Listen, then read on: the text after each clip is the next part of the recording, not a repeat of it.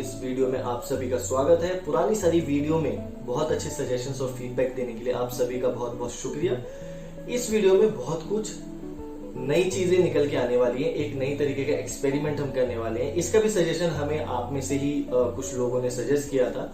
But सबसे खास बात क्या है, अगस्त का महीना आ चुका है, इंडिपेंडेंस डे आने वाला है और हम में से ज्यादातर लोगों की देशभक्ति, पेट्रियोटिज्म जो है वो ज्यादातर अगस्त के महीने में या जनवरी के महीने में ही नजर आता है। बट हम बीइंग अ ट्रैवलर क्या कंट्रीब्यूट कर सकते हैं? हमें जब हम अपने देश से बाहर निकलते हैं, बाहर के देशों में जाते हैं और देखते हैं फ्रॉम द टूरिज्म पर्सपेक्टिव, तो ऐसी क्या चीजें हैं जो हमें देखनी चाहिए?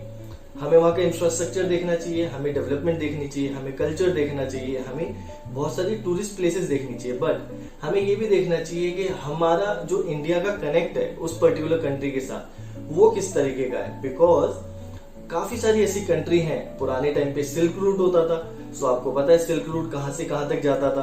तो सिल्क रूट के टाइम पे जब ट्रेडर्स ट्रेड करते थे तो काफी सारी चीजें आपस में एक्सचेंज होती थी। उसमें से एक बहुत ही इंपॉर्टेंट फैक्टर है फूड और कल्चर। ये बहुत कॉमनली फाइंड आउट किया गया है पुरानी रिसर्च में कि ये बहुत सारी जगहों पे इंडियन फूड या इंडिया से मिलता जुलता फूड जो है मिलता है।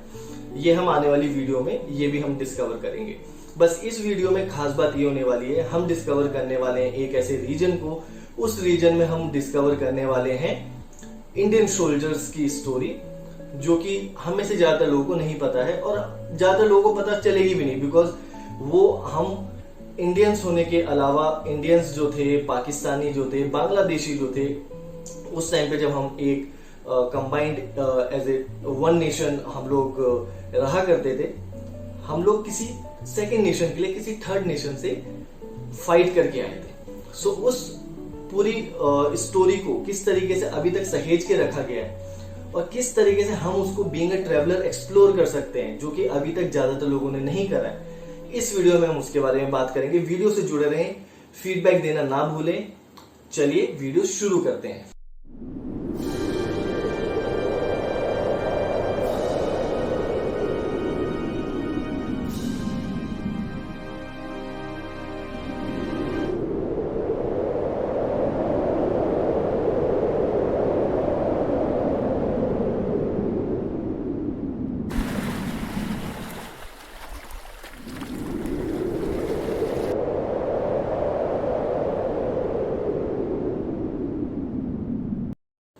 तो जैसा कि हमने बताया इंट्रोडक्शन में कि हम डिस्कस करने वाले हैं इंडियन सोल्जर्स की कहानी।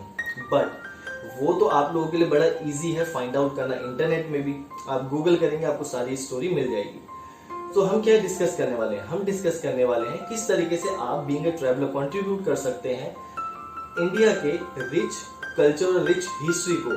Because we are one of those nation who have fought for ourselves and we have fought for other nations as well। किस तरीके से हम लोगों ने अपनी जान की कुर्बानी देते हुए वर्ल्ड वॉर 1 में जो एलाइड फोर्सेस थी, which is led by Britishers and it was a combined force attack where Britishers, French army and Russians were fighting together against the Ottomans, Turkish at that time, जहाँ पे एनजेक forces, जो कि Australia New Zealand के culture में भी और उनकी history में भी सबसे इम्पैक्टफुल लड़ाई है। बिकॉज न्यूजीलैंडर्स तो पहली बार बाहर निकले थे, ऑस्ट्रेलियंस ने भी इससे पहले कभी इतनी बड़ी फाइट इस लेवल के स्केल पे कभी पार्टिसिपेट नहीं करी थी। तो एनजेक्स के लिए भी, ऑस्ट्रेलियन एंड न्यूजीलैंडर्स के लिए भी, वहां की आर्मी के लिए भी बहुत इम्पोर्टेंट डे रहता है जब भी बात होती है फाइट जहां से स्टार्ट हुई थी, which was a world war 1। सो हम बात कर रहे हैं ऑटोमन एम्पायर, उस टाइम पे जो टर्की हुआ करता था, जब वहां पे फाइट स्टार्ट हुई थी। सो वहां पे एक रीजन है, द रीजन नेम इज गलीपोली, गलीबोलू भी बोलते हैं उसे। सो वहां पे क्या हुआ था कि वहां पे ब्रिटिशर्स की फाइट स्टार्ट हुई टर्किश के साथ, ऑटोमन एम्पायर के साथ। and Ottoman Empire was supported by Germans at that time and British forces were fighting combined along with French and Russians where Anzacs have supported them, but Indian connect कहाँ से आ गया वहाँ पे, right? So by the time in 1915 and 1916, 1915 और 1916 के बीच में, उस time पे हम लोग इंडिपेंडेंट नेशंस नहीं थे, राइट। तो जब हम इंडिपेंडेंट नेशंस नहीं थे, when I talk about the Nations, India, Pakistan, Bangladesh उस टाइम पे एक कंट्री हुआ करती थी। तो हम लोगों ने फाइट करी थी as under the British army. So Sikh regiment, Gorkha regiment have participated during that war. काफी सारी कॉन्स्पिरेसी थी, ऑल्दो इस कॉन्स्पिरेसी को काफी अच्छे तरीके से या बहुत सही तरीके से सामने नहीं लेकर आया गया है। काफी सारे मुस्लिम सोल्जर्स को ड्यूरिंग दैट वॉर साइलेंट कर दिया गया था, just because the Britishers might have thought at that time कि हो सकता है कि यहाँ पे इस्लामिक कनेक्ट है एंड हो सकता है they might influence by their opponent. So वहाँ पे Sikh regiment and Gorkha regiment का काफी स्ट्रॉन्ग पार्टिसिपेशन था। Out of 44-45,000 soldiers who have lost their life, around 7 to 8,000 Indian soldiers भी थे जिनकी लाइफ गई है। वहाँ पे टर्की में जब आप विजिट करते हैं, when you visit this place called गलीबेलू, so आप ध्यान रखें वहाँ पे एक मेमोरियल है, they called it Helles memorial. So Helles memorial जाना ना भूलें। जो मैं आपको बता रहा हूँ वो चीज मैं आपको यहाँ पे भी दे दूंगा स्क्रीनशॉट, और वो चीज मैं आपको यहाँ पे भी दे दूंगा एज ए डिस्क्रिप्शन। सो आपको यहाँ से थोड़ा सा हिंट मिल जाएगा कि what I am going to talk about. यहाँ से आपको उसकी पूरी डिटेल मिल जाएगी that what I am talking about. So when I am talking about the Indian connect, so जब हम ट्रैवल करते हैं तो ये हमारी रिस्पॉन्सिबिलिटी है कि हम अपने रिच कल्चर और रिच हिस्ट्री से अपने आप को रूबरू कराएं, बिकॉज ऐसा बहुत कुछ है जो कि हिस्ट्री में हुआ और हम उससे अनजान है, हमें पता ही नहीं उसके बारे में। सो जब हम ट्रैवल करने निकलते हैं अपने देश से बाहर, सो बहुत अच्छा लगता है कि आप की जो कंट्रीब्यूशन है towards anything, when it is appreciated by your opponent also, you will get very happy and very emotional at the same time.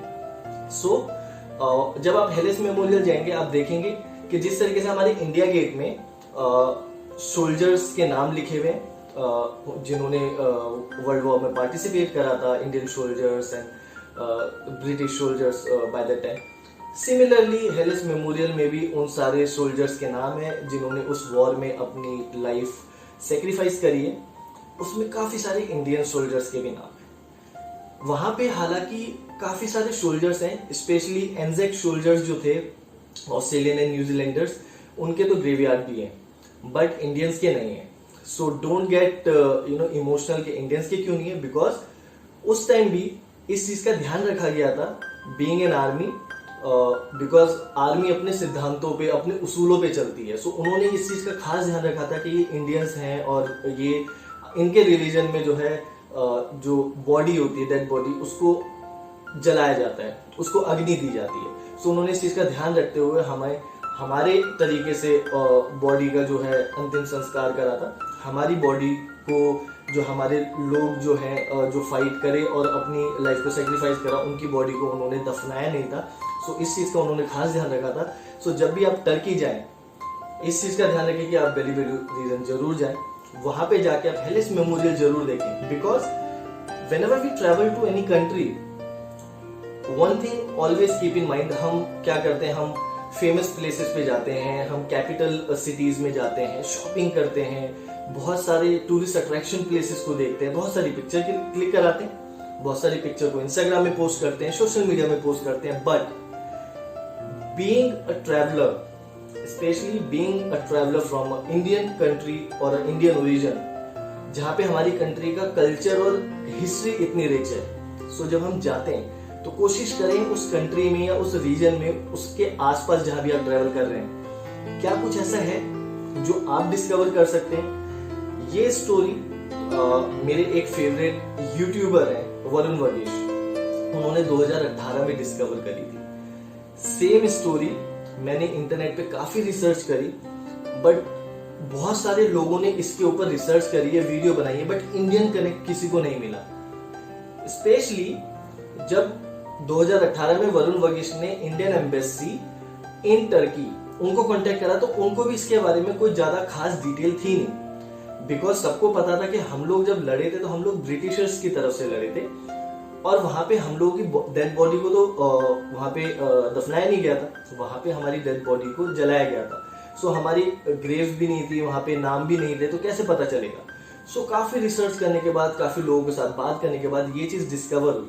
Then I have made my own research, जिसके लिंक्स मैं आपको description में डाल दूंगा, जरूर पढ़ें and कोशिश करें कि जब भी आप ऐसे रीजन में जाएं या किसी भी कंट्री में ट्रैवल करें, make sure you try to find out places which you can discover and places which makes us learn or which makes your next generation learn about new things. आने वाली videos में भी हम कुछ इसी तरीके के कनेक्ट्स के बारे में बात करेंगे। किस तरीके की वो वीडियो होने वाली है इसके बारे में हम अभी तो डिस्क्लोज नहीं करेंगे, आने वाले समय में हम आपको इसके बारे में बताएंगे। फीडबैक देना ना भूलें, जैसा कि मैं आपसे हमेशा बोलता हूँ, वो हमें इंकरेज करता है नए नए टॉपिक्स पे रिसर्च करने के लिए एंड नई नई चीजें आप लोगों के सामने लाने के लिए। अपनों का ध्यान रखें, प्यार फैलाते रहें एंड नेक्स्ट वीडियो तक पीस आउट।